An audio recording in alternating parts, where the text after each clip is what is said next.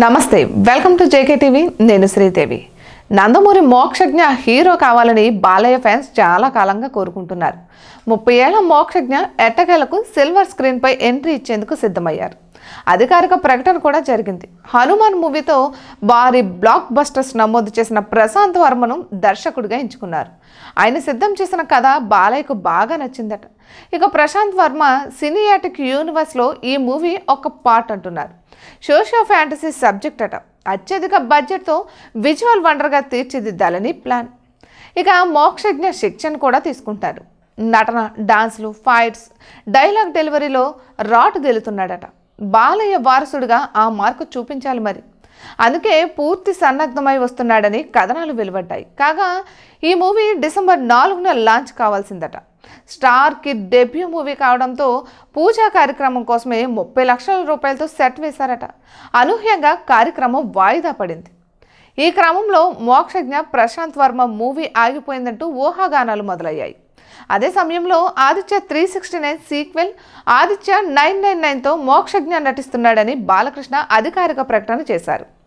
గతంలో Mokshagna debut movie ఇదే అని వార్తలు వచ్చాయి బాలకృష్ణ స్వయంగా స్క్రిప్ట్ రాశారట ఆయనే దర్శకత్వం వహిస్తారని కూడా సదరు కథనాల సారాంశం ఇక తాజాగా బాలకృష్ణ ఆదిత్య 999 పై చేసిన ప్రకటన టాలీవుడ్ వార్తల్లో ఆసక్తి రేపింది దాంతో మోక్షజ్ఞ డెబ్యూ మూవీ ఆదిత్య 999 కావచ్చు ప్రశాంత్ వర్మ మూవీ ఆగిపోయిందని కొందరు అంచనా వేస్తున్నారు ఇక ప్రశాంత్ వర్మ మోక్షజ్ఞ మూవీ లాంచింగ్ ఈవెంట్ని ఎందుకు వాయిదా వేశారో బాలకృష్ణ ఫుల్ క్లారిటీ ఇచ్చారు మోక్షజ్ఞకు అనారోగ్యం మారిన వాతావరణం వల్ల ఇబ్బంది పడుతున్నాడు అందుకే